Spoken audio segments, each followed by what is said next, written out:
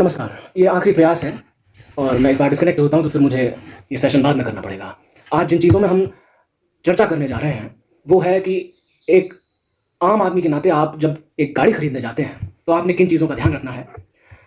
चूँकि मैंने 20 दिसंबर को एक गाड़ी खरीदी, मारुति सुजुकी बलिनो। ये मेरी पहली गाड़ी थी और इसको खरीदने के बाद मेरा तजुर्बा इतना अच्छा नहीं रहा बेशक, लेकिन जो हुआ उससे मुझे बहुत कुछ चीज़ें सीखने का अवसर प्राप्त हुआ और मैं चाहता हूं कि एक जिम्मेदार नागरिक होने के नाते उन चीज़ों को आपके साथ साझा किया जाए, जिससे कि जब आप गाड़ी लेंगे तो आपने ध्यान रखना है कि क्या करना है और क्या नहीं करना है। उसके बाद चूंकि मैंने इस मामले में एफआईआर करनी पड़ी मारुति सुजुकी और उसके एजेंट्स के खिलाफ, तो उसमें मुझे सिस्टम की, खासतौर पर पुलिस की क्या भूमिका है इस देश में लोगों को न्याय दिलाने में, शिकायतों के लिखने में, और फिर उसके बाद आज मैं चाहूँगा कि एक आम आदमी को उसका अधिकार जो कि एफआईआर लिखाना, क्योंकि हमारे साथ कुछ भी गलत होता है तो हमारे पास एक समाधान है कि हम जाएं थाने में और उनसे गुजारिश करें कि वो हमारी शिकायत दर्ज करें, एफआईआर करें, उसमें तहकीकात करें और जिन लोगों ने हमारे साथ गलत किया है उनके खिलाफ कार्रवाई करी जाए। तो आइए शुरू करते हैं। यहाँ पे थोड़ा नेटवर्क इशू होने की वजह से मैं डिस्कनेक्ट करके मुझे वापस आना पड़ा है। कुछ मेरे पुराने अजीज दोस्त मुझे दिखाई दे रहे हैं, बहुत बहुत शुक्रिया भाई लोगों। मैं आज भी आप लोगों को बहुत मिस करता हूँ, वो कॉलेज के डेज, वो school days. Thank you so much. तो शुरू करते हैं कि गाड़ी लेने में पहले आपने किन चीज़ों का ध्यान रखना है। 20 दिसंबर पिछले साल मैंने एक गाड़ी खरीदी, मारुति सुजुकी आकांक्षा, ये जो रुद्रपुर में है यहाँ से। इसकी एक यूनिट जो है, इसके एक एजेंट चंपावत में भी है, मारुति सुजुकी चंपावत में भी इनकी एक यूनिट है। तो मैंने चंपावत से गाड़ी की डिलीवरी ली साहब। तो एक बहुत अहम बात रही, जब गाड़ी जैसे आप लेते हैं तो टीआरसी का विषय आता है। तो डीलर साहब से टीआरसी के रुपए लेते हैं, 600 रुपये आरटीओ ऑफिस की फीस कटती है, लेकिन ये लोग आपसे 3000, 3500 ऐसे कुछ रुपए ले लेते हैं। चलिए ठीक हो गया, आपको सुविधा हो जाती है, आपने एजेंट के पैसे नहीं देने पड़ते हैं। आप सभी इस बात से वाकिफ हैं कि किसी आरटीओ ऑफिस में जाके अपने काम आप नहीं करवा सकते हैं। ये इस व्यवस्था का बड़ा ही फ्रस्ट्रेटिंग पार्ट है कि आप एक आम आदमी के बतौर अगर आरटीओ ऑफिस में जाएंगे, यहाँ तक कि डीएल बनाना और ये टीआरसी रजिस्ट्रेशन, ये तो हम अब करते ही नहीं है साहब। ये तो ऐसा सिस्टम हो गया है कि आज आप अगर गाड़ी ले रहे हैं तो वो गाड़ी का जो डीलर है वो ही सब कुछ करा के देगा। और मैंने कोशिश करी, आप कोशिश करिएगा, अगर आप उनसे कहें कि भाई आप गाड़ी बेचने वाली कंपनी है, आप गाड़ी बेचिए, मैं इंश्योरेंस खुद करवाता हूं, मैं आरसी खुद, मैं सक्षम हूं करवाने में, तो ये आपको गाड़ी ही नहीं देंगे। कुछ ऐसी गुंडागर्दी डीलर्स की है इस देश में। तो वही सब हमारे साथ भी हुआ कि भाई सर हम आपको हर चीज करके देंगे, इंश्योरेंस हम करके देंगे, टीआरसी हम देंगे, आरसी हम देंगे और बाकी जो एक्सेसरीज और वो सब है वो हम देंगे। तो ठीक हो गया, मैंने इनसे कोशिश करी ये कहने की कि भाई आप सिर्फ गाड़ी दीजिए, बाकी चीजें मैं ले लेता हूं। वो एग्री नहीं हुए, तो मैंने पूरी पेमेंट गाड़ी की कर दी। आपने इस चीज को, ये आपको बताने का मकसद मेरा ये है कि आप इस चीज को जाने कि फ्रॉड कैसे होता है और किस तरह से चीटिंग हो रही है कस्टमर्स के साथ। तो गाड़ी मैंने ली, तो मेरी जो रुद्रपुर में जो सेल्स मैनेजर हैं, अंतरिक्ष शर्मा, मैं नाम लूंगा, कोई दिक्कत नहीं है, क्योंकि जो मैं बता रहा हूं आपको वो हकीकत है। अगर ज्यादा से ज्यादा मेरे ऊपर इस बात में मानहानि का दावा होता है तो मेरे पास सारे एविडेंस हैं, मेरे पास सारे प्रूफ हैं कि जो मैं यहाँ बोल रहा हूं वो बिल्कुल सत्य है। ये मानहानि के दावे में सबसे बड़ा आर्गुमेंट होता है जिसके ऊपर मानहानि का दावा ठोका जाता है कि जो मैंने कहा है वो बिल्कुल सही कहा है और मेरे पास साक्ष्य है मौजूद। तो मुझसे ये स्पष्ट कहा गया कि सर हम रुद्रपुर से, क्योंकि मेरी गाड़ी की डिलीवरी मैंने चंपावत शोरूम से लेनी थी साहब, और गाड़ी प्राइमरीली आती है आकांक्षा में क्योंकि वो इनकी मेन यूनिट है, वहां से गाड़ी सड़क पर चल के आती है। तो मुझे इस बात का आश्वासन दिया गया कि सर किसी भी सूरत हाल में हम आपकी गाड़ी रुद्रपुर शोरूम से बिना टीआरसी के नहीं निकाल सकते हैं। तो इसलिए टीआरसी तो मैंडेटरी है और ये हकीकत भी है। कानून में जो भी अमेंडमेंट्स आए हैं उसके मुताबिक भी, मोटर व्हीकल्स अमेंडमेंट एक्ट जो हुआ है अभी, उसमें टीआरसी के बिना वाकई में गाड़ी शोरूम से बाहर नहीं निकल सकती है। और उसमें एक और अहम चीज है कि that application for TRC has to be filed before RTO by dealer itself. ये तो करना ही करना है, मतलब आरसी आप खुद करवा सकते हैं, लेकिन टीआरसी की जो एप्लीकेशन है वो सिर्फ और सिर्फ डीलर मूव कर सकता है। ये सही बात है। तो ठीक हो गया, हमें इस आश्वासन में रख के पैसे ले लिए गए कि टीआरसी के बिना, क्योंकि मैं टीआरसी देना नहीं चाह रहा था इन्हें, क्योंकि मेरे को पता था टीआरसी तो करते नहीं है। लेकिन जब इन्होंने कहा कि बिना टीआरसी के सर हम आपकी गाड़ी रुद्रपुर शोरूम से बाहर नहीं निकाल सकते हैं, तो मैंने पेमेंट कर दी टीआरसी की भी। ठीक हो गया, गाड़ी वहां से आई चल के चंपावत मारुति शोरूम में साहब। चंपावत शोरूम में जब मैं गाड़ी लेने के लिए गया तो यहाँ के जो मैनेजर हैं उन्होंने मुझे गाड़ी इस इंप्रेशन दी। जब मैंने पूछा कि टीआरसी कहाँ है, तो मुझे गाड़ी इस इंप्रेशन में दे दी गई, अरे सर आपने क्या बात कर दी, हम रुद्रपुर से चंपावत तक आपकी गाड़ी का बिना टीआरसी के ले आएंगे। तो भाई ठीक हो गया, आप टीआरसी रेडी है सर, हमारा एजेंट 2-3 दिन में यहां हार्ड कॉपी पहुंचा देगा, तब तक के लिए हम आपको सॉफ्ट कॉपी सेंड कर देते हैं, आप गाड़ी ले जाइए। ठीक हो गया, इस आश्वासन पे मैंने इनकी गाड़ी ले ली, क्योंकि आप टीआरसी आरसी के बिना, इंश्योरेंस के बिना गाड़ी नहीं चला सकते हैं सड़कों पे। इट इज अ क्राइम जिसके लिए आपको पेनल्टी देनी पड़ेगी। गाड़ी जब मैंने ली तो ये सब तो बड़ी आम बात है, मुझे लगता है जितने भी कस्टमर्स गाड़ी लेते हैं सबके साथ ऐसा ही होता है। 24 तारीख को मेरी गाड़ी ठुक गई साहब। जब गाड़ी ठुकी तो मैंने इन्हें फोन किया, तो कि आपने अभी तक सॉफ्ट कॉपी नहीं भेजी, आपने तो कहा था आप भेज देंगे। तो 24 तारीख को मेरे पास टीआरसी की एक सॉफ्ट कॉपी मेरे फोन में सेंड करी गई। 2 बजे मेरे पास टीआरसी की कॉपी आ गई, लेकिन वो निकली थी रुद्रपुर आरटीओ से 2:10 में। मेरा एक्सीडेंट हुआ साहब 12 बजे। चलिए ठीक हो गया, यहां तक ठीक है। मैंने जब मारुति शोरूम को, अच्छा लाजमी बात यह है जो गौरतलब है, जिसकी वजह से ये चीटिंग 420 का मुकदमा इन पर दर्ज हुआ, बात यह है कि 24 तारीख को जब मेरी गाड़ी ठुकी, उस दिन मेरी गाड़ी इंश्योर्ड थी। गाड़ी जिस दिन मैंने डिलीवरी ली 20 तारीख को, उस दिन मेरी गाड़ी का इंश्योरेंस इन्होंने करवा दिया था। अब कैसे करवाया ये जानते हो। एसपी साहब मुझसे कहने लगे जब मैं उनसे मिला कि भाई टीआरसी के बिना इन्होंने इंश्योरेंस कैसे करवा दिया। मैंने कहा साहब ये तो पुलिस का काम है, तहकीकात करे, लेकिन पुलिस तो एफआईआर दर्ज नहीं करती है, तहकीकात तो बाद में करेगी। अभी इसमें पुलिस की भूमिका बहुत जबरदस्त रही है, क्योंकि मैंने आज एसएचओ चंपावत को नोटिस इशू कर दिया है कि आपके खिलाफ क्यों ना मुकदमा किया जाए। आपने मेरी एफआईआर दर्ज करने में 16 दिन का समय लिया है, और आप लोगों के खिलाफ जो है क्यों मुकदमा दर्ज न किया जाए। वो भी एफआईआर हुई एसपी साहब के इंटरवेंशन से, वरना एफआईआर दर्ज उस मामले में नहीं करते। जय हो आशु भाई, थैंक यू। तो ठीक हो गया। उसके बाद जब मैंने मारुति को फोन किया 24 तारीख को, तो अब इनकी बात जरा सुनिए, ये क्या कहते हैं, देखिए किस तरह से जो है कस्टमर्स के साथ फ्रॉड करते हैं, कैसे उन्हें गुमराह करते हैं। इसको आप थोड़ा सा शेयर करेंगे, ये आवाज ज्यादा से ज्यादा लोगों तक पहुंचे तो वो भी जागरूक होंगे, क्योंकि मुझे लगता है एज अ रिस्पॉन्सिबल सिटीजन ये हमारी जिम्मेदारी बनती है कि जो गलत चीजें हमारे साथ हो रही है वो शेयर हो, तो लोग बचेंगे इन बड़ी बड़ी कंपनियों के हाथों में फंसने से, क्योंकि इन्होंने तो लूट मचा रखी है। तो मुझसे ये कहा गया 24 तारीख को, सर आप निश्चिंत रहिए, ये बात आपने हमें छोड़ के अब किसी से नहीं कहनी है, और हम आपकी गाड़ी 7 दिन बाद ही ठीक कर पाएंगे, क्योंकि इंश्योरेंस क्लेम आप टीआरसी इश्यू होने के 7 दिन बाद ही कर सकते हैं, उससे पहले आप इंश्योरेंस क्लेम नहीं कर सकते हैं।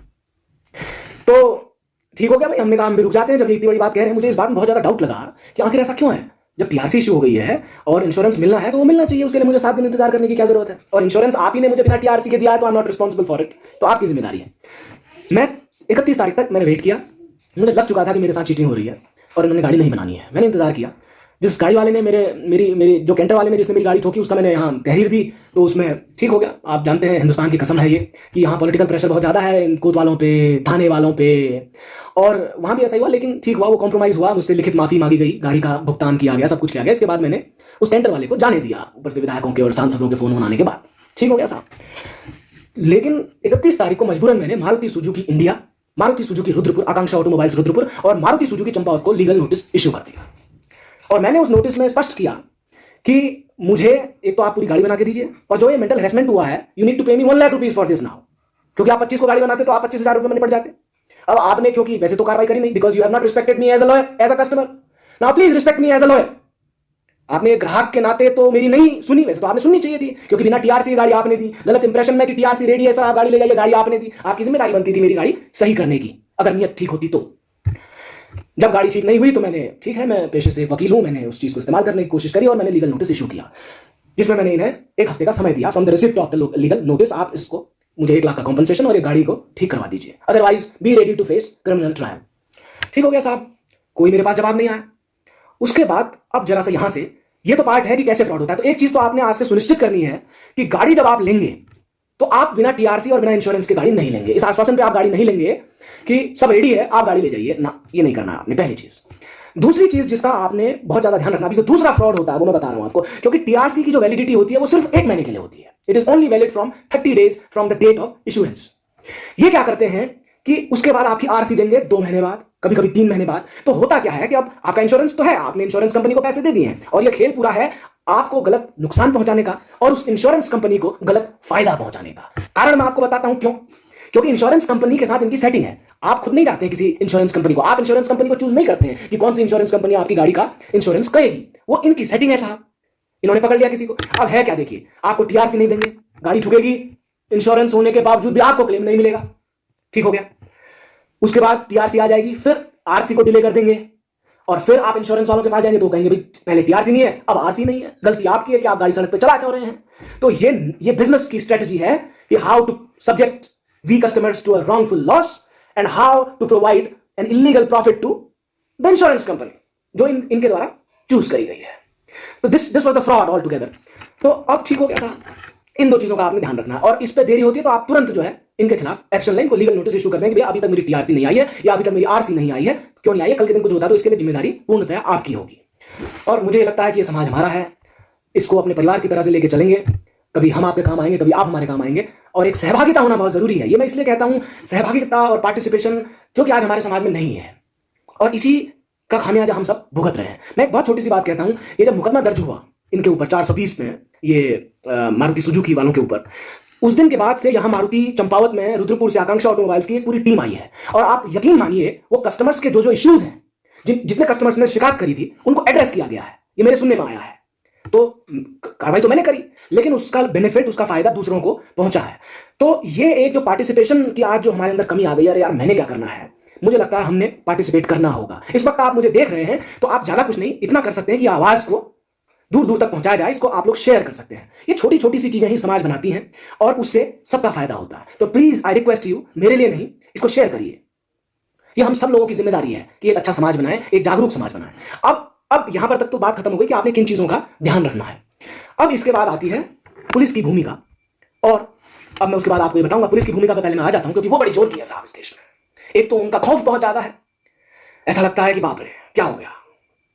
तो पुलिस की भूमिका इसमें देखते हैं कि कैसे पुलिस ने इस मुकदमे को दर्ज नहीं किया, क्योंकि मारुति सुजुकी एक बड़ा नाम था, नीतीश चंद्र जोशी एक आम आदमी था। वो एफआईआर तो हो गई, शायद मैं एडवोकेट रहा इस वजह से वो एफआईआर दर्ज हुई ऊपर से, नहीं तो वो एक आम आदमी की एफआईआर दर्ज इस देश में नहीं होती है। ये मेरा बहुत मजबूती से मानना है that police is not registering FIR of a common man. जब मेरी दर्ज नहीं कर रहे हैं तो फिर एक आम आदमी की क्या दर्ज करते होंगे, है ना। अब पुलिस ने क्या किया, देखिए मैं थाने में तो गया ही नहीं, क्योंकि मुझे तो पता है कि वो वहां क्या होता है क्या नहीं होता है। मैं सीधे गया एसपी ऑफिस चंपावत में।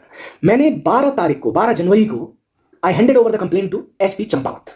अब थोड़ा सा यहां से गौर करिएगा, बड़े इंटरेस्टिंग फैक्ट्स हैं आप जो पुलिस ने इसको घुमाने के लिए, इसमें एफआईआर दर्ज न करने के लिए क्या कुछ किया है वो सुनिएगा। 12 तारीख को मैंने एसपी साहब को कंप्लेंट दी, ठीक, ये रही कंप्लेंट की कॉपी, इसमें रिसीविंग है स्पष्ट 12 तारीख की।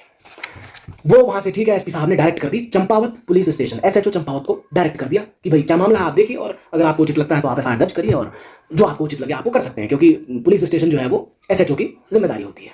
एसएचओ साहब ने सब इंस्पेक्टर को अपॉइंट करके उसमें प्रिलिमिनरी इंक्वायरी ऑर्डर कर दी कि जांच करिए कि एफआईआर होनी चाहिए कि नहीं होनी चाहिए, सॉरी, जांच के आदेश दे दिए।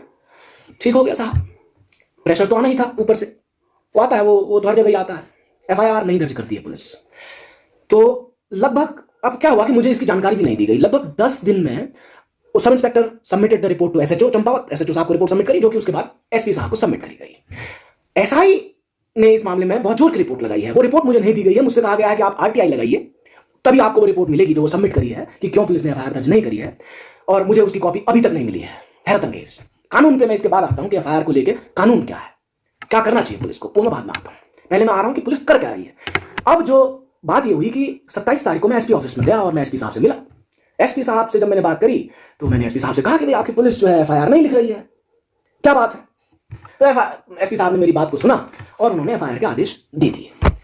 27 तारीख की शाम को जब मैं घर पहुंचा तो मेरे पास लोहाघाट थाने से फोन आता है कि सर ऐसा है, आपके मामले में जो एसपी साहब की जो डायरेक्शन है वो लोहाघाट आ गई है। मैंने कहा मुझे बड़ी हैरानी हुई कि मेरे साथ धोखाधड़ी हुई है वो चंपावत में हुई है। मेरी पूरी इस एप्लीकेशन में आप यकीन नहीं मानेंगे, इस पूरी जो तहरीर मैंने जो कंप्लेंट दी है मैंने, इसमें कहीं पर भी लोहाघाट का जिक्र नहीं है।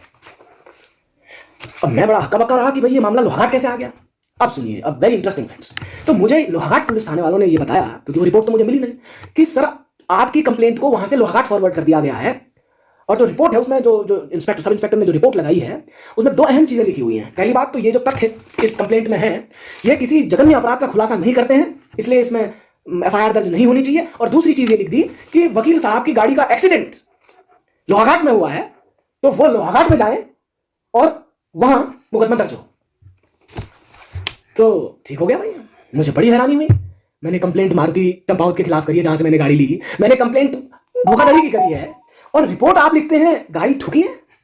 मैंने कहा ये तो हुआ वाली बात हो गई कि मैं कह रहा हूं कि मेरे आदमी का जो है चंपावत में मर्डर हुआ है, और आप जो है लोहाघाट थाना अध्यक्ष को डायरेक्ट कर रहे हैं कि लोहाघाट में उसी मामले से जुड़ा हुआ एक रेप भी हुआ है, आप वहां एफआईआर करिए और वहां इन्वेस्टिगेशन करिए। तो मैं 28 तारीख को फिर मैंने एसपी साहब के पास जाना पड़ा भाई कि ये हो क्या रहा है, क्योंकि ट्रायल वहीं चलेगा जहां घटना हुई है। This is the rule, section 177 CrPC is explicit in this regard. वो कहता है कि जहां पे इंसिडेंट हुआ है वहीं पे एफआईआर होगी, वहीं पे ट्रायल चलेगा। तो ठीक है, मैं गया एसपी साहब के पास, मैंने उनको थोड़ा कानून समझाया कि ये चीटिंग का मामला है, इस मामले में कहीं पर भी गाड़ी ठोकी है, गाड़ी वाले के खिलाफ कार्रवाई करिए। यहां तक कि इस कंप्लेंट में सबसे हैरानी वाली बात यह है कि इस कंप्लेंट में मैंने कहीं पे मेंशन नहीं किया है कि मेरी गाड़ी लोहाघाट में ठुकी है। तो सवाल ये उठता है कि can the scope of investigation go beyond the complaint. Absolutely no. क्या तहकीकात मेरी शिकायत से बाहर जा सकती है? कानून इजाजत नहीं देता है। मतलब अगर मैं मर्डर की शिकायत कर रहा हूं पुलिस को, तो क्या पुलिस रेप को इन्वेस्टिगेट करेगी? Absolute nonsense. दूसरी बात, मेरी जो कंप्लेंट थी वो धोखाधड़ी को लेके थी, मारुति सुजुकी को लेके। मैंने तो इस कंप्लेंट में कहीं पे लिखा ही नहीं साहब कि उस ट्रक वाले के खिलाफ मुकदमा दर्ज करो। तो क्योंकि ट्रक वाला छोटा आदमी था और मारुति सुजुकी एक बड़ा ब्रांड है, तो इनकी इतनी हैसियत नहीं हुई कि उनके खिलाफ एफआईआर करें दर्ज, और इन्होंने मामले को यहां डायरेक्ट कर दिया। 28 तारीख को जब मैंने एसपी साहब से मुलाकात करी तो मैंने उनको इस सब ट्रांजैक्शन के बारे में बताया। वो उनकी बात ठीक है, पढ़े लिखे लोग पढ़े लिखे होते हैं। He understood my point and he ordered the SHO Champawat to register an FIR into the matter at Champawat police station. अब बड़ी जोर की बात है, जरा सुनिएगा एंड प्लीज शेयर इट। ये हमारी रिस्पॉन्सिबिलिटी है। और मैं फिर से कहूंगा, if the educated class of this country will go silent, these uneducated goons will undoubtedly go violent, जो कि हो रहा है। पढ़ा लिखा आदमी कुंडी लगा के घर में बैठा है। अरे हमारी ये शिक्षा किस काम की है भाई?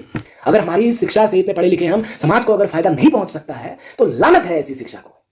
और हो यही रहा है। पढ़े लिखे आदमी में करेज बिल्कुल नहीं है। आज मैं कोर्ट में था, मैंने ये सारी चीजें डिस्कस करी वहां पे। मैंने कहा मुझे ये लगता है कि मैं शहीद हूंगा। और आज ये हकीकत है कि इस देश को अंदर से मजबूत करने के लिए कुछ लोगों ने देश के अंदर शहादत देनी पड़ेगी, बिना किसी स्वार्थ के शहादत देनी पड़ेगी। अपनी आवाज को उठाना पड़ेगा, क्योंकि कुछ लोग वहां बॉर्डरों पे अपनी जान दे रहे हैं, लेकिन अंदर से ये नेता इस देश को खोखला कर रहे हैं। और एक आम आदमी की आवाज को उठाने वाला कोई नहीं है, not even a single person. तो ठीक है, 29 तारीख को एसपी साहब के इंटरवेंशन से मेरी एफआईआर दर्ज हुई। आप सुनिए भाई साहब, हकीकत यह है कि इन्हें किसी चीज का डर भी नहीं है। मेरी जो एफआईआर हुई है उसमें क्या लिखा हुआ है स्पष्ट रूप से, information received at Champawat police station में लिखते हैं 29 तारीख को। आप सोचिए, मतलब डर नाम की कोई चीज ही नहीं है, क्योंकि कोई अकाउंटेबिलिटी कोई रिस्पॉन्सिबिलिटी कुछ है ही नहीं। थाना हमारी जागीर है।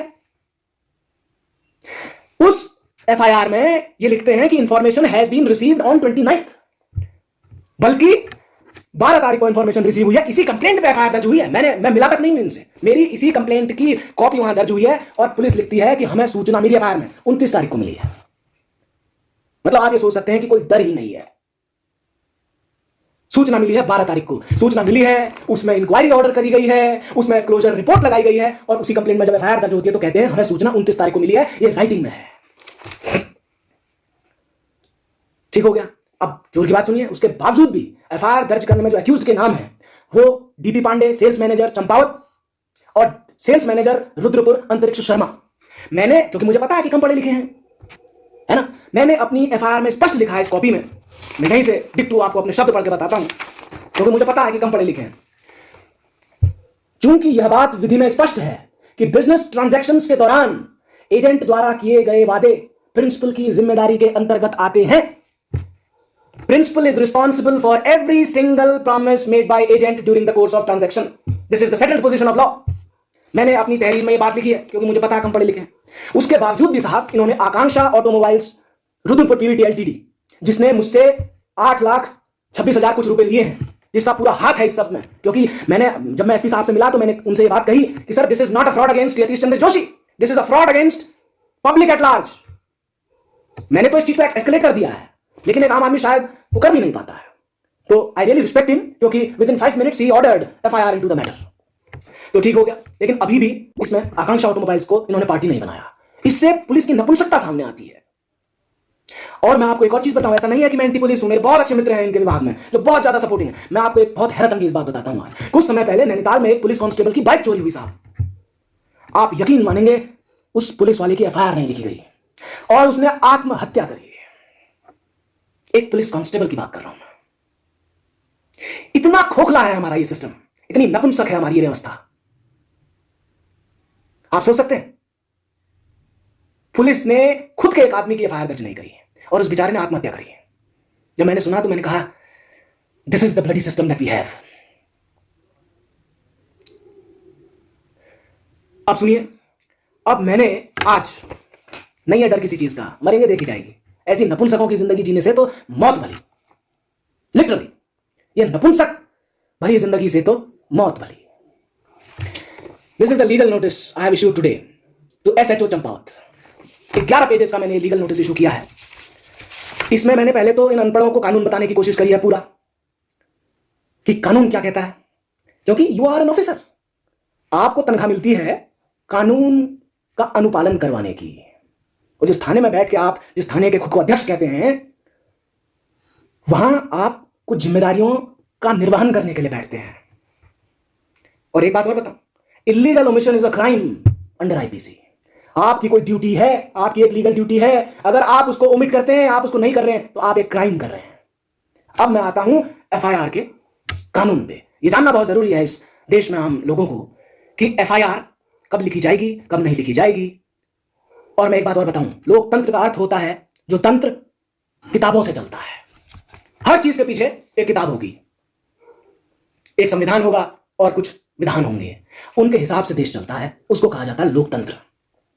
मूड से जो व्यवस्था चलती है उसे लोकतंत्र नहीं कहा जाता है। तो मनमानी हो जाएगी ना, हम सभी जिस कुर्सी में बैठेंगे उस कुर्सी को अपनी जागीर समझने लगेंगे, और ये हो रहा है। दिस इज वेरी फ्रस्ट्रेटिंग कि आज इस देश में माहौल कुछ ऐसा है कि जो गद्दी हमें मिल गई है हम उसको अपनी जागीर समझने लगे हैं।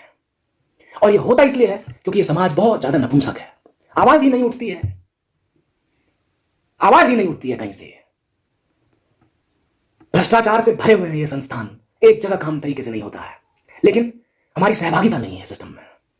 हमें लगता है कि हमने कुछ चंद लोगों को ठेका दे दिया है और वही हमारी सारी दिक्कतें दूर कर देंगे, ऐसा नहीं है। हमने इसको अपना परिवार समझना पड़ेगा, इस समाज को, और हमने अपनी सहभागिता देनी पड़ेगी, नहीं तो कुछ नहीं हो सकता। अब मेरी जिम्मेदारी बनती है, मैं इसको करूंगा। और हाँ, एक चीज और, एक जो आज जो एक ट्रेंड आ गया है, यार मैं अकेला क्या कर सकता हूं, ये गलत विचार है, इसको छोड़ दीजिए। आप सिर्फ अपनी जिम्मेदारी को निभाने की कोशिश करिए और आप पार्टिसिपेशन करने की कोशिश करिए इस सिस्टम में। आप चलेंगे तो हो सकता है आपसे प्रेरित होकर 4 लोग और चलने लगे, लेकिन आप तो चलें।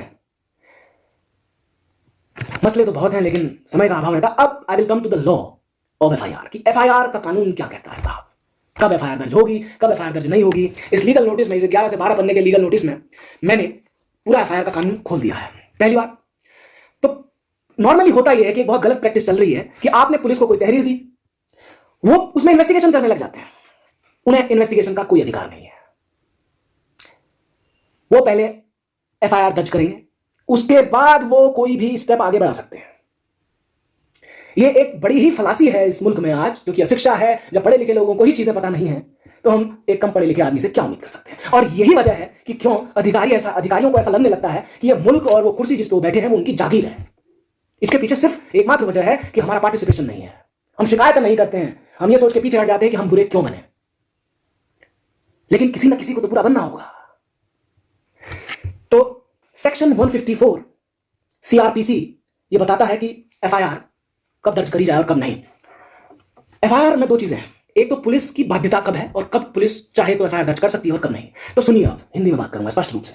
अगर आपकी शिकायत में लिखे हुए तथ्य किसी जघन्य अपराध का खुलासा करते हैं तो उसके बाद पुलिस की बाध्यता है कि वो उस मामले में एफआईआर दर्ज करे। अब सवाल ये उठता है कि ये कैसे पता चलेगा साहब कि जघन्य अपराध हुआ है कि नहीं हुआ है। लेकिन एक बात स्पष्ट है, और इसमें जो कई जजमेंट्स आ चुके हैं सुप्रीम कोर्ट के, ये मामला जो है आज सेटल हो चुका है। सुप्रीम कोर्ट की 5 जज bench, Lalita Kumari versus state of UP, writ petition criminal number 68 of 2008 एसएलपीआई, इसमें पैरा 111 में यह सेटल हो चुका है कि अगर मेरी तहरीर में दिए गए तथ्य जघन्य अपराध का खुलासा करते हैं, सुन लीजिए, और आज के बाद किसी को भी कहीं पे भी दिक्कत आती है, पुलिस एफआईआर दर्ज नहीं करती है, यतीश चंद्र जोशी एडवोकेट यहां बैठा है, बिंदास फोन करिए। हम देखते हैं कि इस मुल्क में अब यहां से आगे एफआईआर कैसे दर्ज नहीं होती है। वो थाना किसी की जागीर नहीं हो सकता है, वो कोर्ट किसी की जागीर नहीं हो सकता है। ये सिस्टम्स, ये इंस्टीट्यूशंस लोगों के लिए बने हैं, इनके मालिक आप हैं। लेकिन आपको ये बात समझनी होगी कि ये व्यवस्था आपकी है, इसके मालिक आप हैं। जो इन कुर्सियों में बैठे हुए ये इनके मालिक नहीं है, ये उनके नौकर हैं। इनको तनख्वाह मिलती है अपनी जिम्मेदारियों को एग्जीक्यूट करने की। मालिक आप हैं, मालिक जनता है। ये सारे इंस्टीट्यूशंस आपके लिए बने हुए हैं, आपको इस बात को समझना होगा। ललिता कुमारी वर्सेस स्टेट ऑफ यूपी में 5 जज कॉन्स्टिट्यूशनल बेंच ने इस सवाल को सेटल डाउन कर दिया है कि यदि मेरी शिकायत में लिखे हुए तथ्य किसी जघन्य अपराध का खुलासा करते हैं तो पुलिस की बाध्यता है कि वो पहले एफआईआर दर्ज करेगी और उसके बाद इन्वेस्टिगेशन करेगी। वो प्रिलिमिनरी इंक्वायरी ऑर्डर नहीं कर सकते। पहले सवाल यह आता है कि जघन्य अपराध क्या होते हैं। अब हर उस मामले में जिसमें कम से कम 7 साल की सजा होती है वो जघन्य अपराध की श्रेणी में आता है। तो कहने का अर्थ है कि यदि मैंने कुछ तथ्य लिखे हैं और ये साफ साफ एक जघन्य अपराध का खुलासा करते हैं, तो पुलिस की बाध्यता है कि वो उस मामले में पहले एफआईआर दर्ज करेगी और उसके बाद इन्वेस्टिगेशन करेगी। लेकिन इस देश में उल्टी गंगा बहती है। इस देश में उल्टी गंगा बहती है।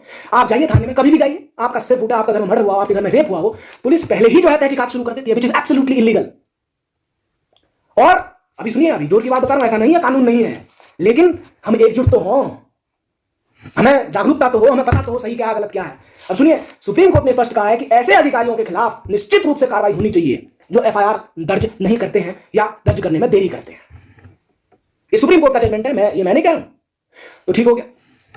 अब पुलिस जो है किसी मामले में प्रिलिमिनरी इंक्वायरी सिर्फ एक स्थिति में ऑर्डर कर सकती है, जब पुलिस को यह संशय है कि जो तथ्य आपकी कंप्लेंट में लिखे हुए हैं वो जघन्य अपराध का खुलासा करते हैं कि नहीं करते हैं। ध्यान से सुनिएगा, अगर यह संशय है, डाउट है, सिर्फ उस स्थिति में पुलिस प्रिलिमिनरी इंक्वायरी ऑर्डर कर सकती है। ठीक, अब सुनिए, बहुत ध्यान से सुनिए, वो प्रिलिमिनरी इंक्वायरी की सीमाएं कहां तक हैं, यह भी बहुत इंपॉर्टेंट है। थैंक यू रस्तोगी साहब, थैंक यू। इसमें यह बहुत अहम है रस्तोगी साहब, मुझे लगता है सबसे पहले वकीलों को कानून की जानकारी होना बहुत जरूरी है, क्योंकि सबसे पहले हम काले कोर्ट वालों को जो है एकजुट होना है, क्योंकि हकीकत यह है इस देश की कि एफआईआर ये पुलिस जो है मुकदमे दर्ज नहीं करती है और कई मामले तो जो है कोर्ट तक पहुंचते ही नहीं है, ये हकीकत है। और कई जो बेचारे विक्टिम्स हैं वो बहुत पीड़ित हैं आज जो है इनकी इस गुंडागर्दी की वजह से। तो हाँ, वो जो प्रिलिमिनरी इंक्वायरी ऑर्डर हो सकती है वो सिर्फ और सिर्फ पहले तो इसी स्थिति में ऑर्डर हो सकती है कि अगर डाउट है कि ये जो फैक्ट्स हैं कंप्लेंट में, whether they disclose the commission of a cognizable offence और not, only in that condition police can order a preliminary inquiry. अब जरा ध्यान से सुनिए कि उस प्रिलिमिनरी इंक्वायरी का स्कोप कहां तक जा सकता है। ये व्यवस्था किताबों से चलती है, लेकिन किताब पढ़ने वाले कम हो गए हैं, हर चीज लिखी हुई है, उसके बाद कोई नहीं जा सकता, जागीर नहीं है कोई कुर्सी किसी की।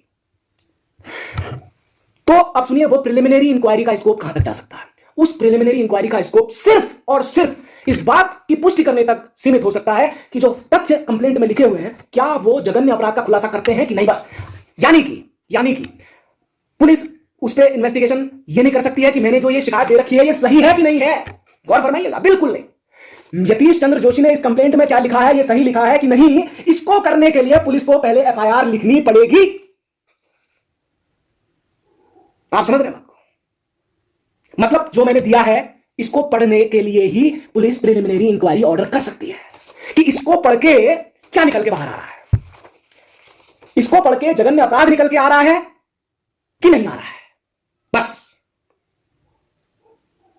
It can not go beyond it. ये बहुत जोर की बात है। और एक और चीज सुनिए, इस प्रिलिमिनरी इंक्वायरी को 7 दिन के अंदर अंदर खत्म किया जाना अनिवार्य है। यह सुप्रीम कोर्ट ने अपने जजमेंट में लिख दिया है कि this preliminary inquiry has to be submitted before 7 days।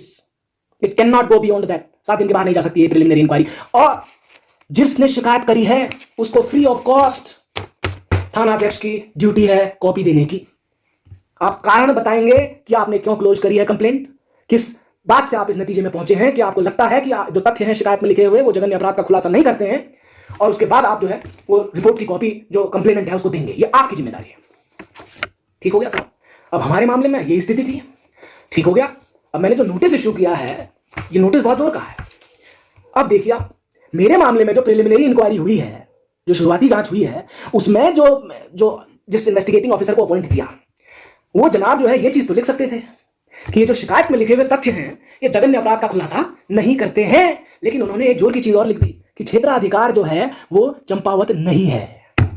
यहां पे गड़बड़ हो गई साहब, क्योंकि उन्होंने कहीं ना कहीं इनडायरेक्टली ये कह दिया कि एसपी चंपावत और एसएचओ चंपावत दोनों बेवकूफ हैं। क्यों?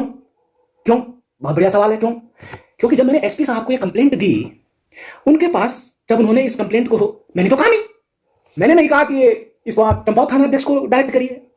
जब एसपी चंपावत ने इस एप्लीकेशन को एसएचओ चंपावत को डायरेक्ट किया, एसएचओ लोहाघाट को नहीं किया, एसएचओ पार्टी को नहीं किया, एसएचओ टनकपुर को नहीं किया, तो इसका मतलब एसपी साहब ने अपना विवेक लगाया कि भैया ये जो मैंने लिखा है इसका क्षेत्राधिकार चंपावत थाने में आता है। समझ रहे हैं आप लोग? यही एप्लीकेशन ऑफ माइंड हो सकता है चंपावत भेजने का मेरी तैयारी को। नहीं तो लोहाघाट भी भेजा जा सकता था, इसको पार्टी भी भेजा जा सकता था।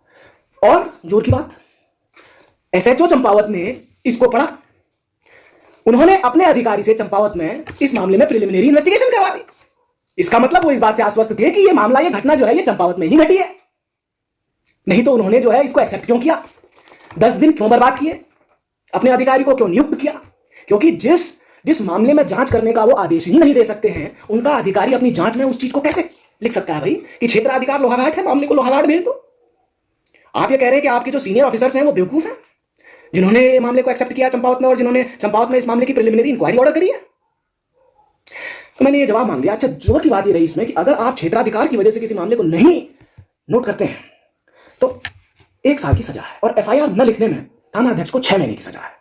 ये कानून कहता है, मैंने जो ये नोटिस इशू किया है, इस सारे जवाब मैंने इसमें मांग लिए हैं इनसे कि कैसे आप इस फाइंडिंग में पहुंचे, जो फाइंडिंग आपकी अथॉरिटी में ही नहीं थी। आपने वो फाइंडिंग कैसे लिख दी कि जो घटना स्थल है वो लोहाघाट है? और क्यों मैं हाईकोर्ट और सुप्रीम कोर्ट को इस मामले को एस्केलेट न करूं, क्यों मैं डीजीपी उत्तराखंड को एस्केलेट न करूं कि ऐसे अधिकारियों को, जिनकी जिम्मेदारी कानून व्यवस्था को अमल में लाने की है, जिनके साथ गलत हुआ है उन लोगों को न्याय दिलाने की है, अगर वो ऑब्स्ट्रक्शन ऑफ जस्टिस करते हैं, क्योंकि आप अगर एफआईआर ही नहीं लिख रहे हैं तो फिर तो that is the beginning of criminal proceedings. इसका मतलब you are acting in obstruction of justice. आपकी जो ड्यूटी है आप उसका निर्वहन नहीं कर रहे हैं। आप जैसे अधिकारियों को बर्खास्त करने के लिए मैं उच्च न्यायालयों को क्यों ना लिखूं, ये मैंने इनसे स्पष्ट रूप से मांग लिया है। और दूसरी बात, वो जो सब इंस्पेक्टर ने जो रिपोर्ट सबमिट करी कि घटना स्थल लोहाघाट है, आपने उसको ऑब्जेक्ट भी नहीं किया। एक ऐसी फाइंडिंग जो आपकी फाइंडिंग के कॉन्ट्रैरी थी, क्योंकि आपकी फाइंडिंग थी कि भैया चंपावत में क्षेत्राधिकार है, इसीलिए एसपी साहब ने उस कंप्लेंट को वहां डायरेक्ट किया, आपने एक्सेप्ट करी, प्रिलिमिनरी इंक्वायरी ऑर्डर करी, और जब फाइंडिंग आपके खिलाफ थी, जब लिख दिया कि लोहाघाट में है, और ये मामला इन्होंने लोहाघाट पहुंचा दिया। साहब खेल खेल रहे हैं। एक थाना वाला कह रहा है कि तेरा मामला, दूसरा थाना वाला कह रहा है कि तेरा मामला है, और सुप्रीम कोर्ट कह चुका है कि अगर पुलिस ऐसा करती है तो 1 साल की सजा है जो है। इसका मतलब यह है कि इन्हें कोई डर नहीं है, किसी तरह का कोई डर नहीं है। तो ये था। मैं आशा करता हूं कि आपको एफआईआर से जुड़ी हुई चीजों के बारे में आज कुछ जानकारी मिली हो। जागरूकता फैलाना बहुत जरूरी है, नहीं तो हर अधिकारी सोचेगा कि ये कुर्सी उसकी जागीर है। जागीर नहीं है। वो कुर्सी मिलती है तो कुछ ड्यूटीज मिलती हैं, कुछ जिम्मेदारियां मिलती हैं, और आपको उसका निर्वहन करना होता है, और आप नहीं करते हैं तो आप सजा के पात्र हैं। आज के लिए बस इतना ही। मैं आशा करता हूं कि ये सेशन इंफॉर्मेटिव रहा होगा, और आप लोगों को जब आप गाड़ी वाड़ी लेंगे तो कुछ चीज़ों को आप बहुत ज़्यादा गंभीरता से लेंगे, जिससे कि आपके साथ ये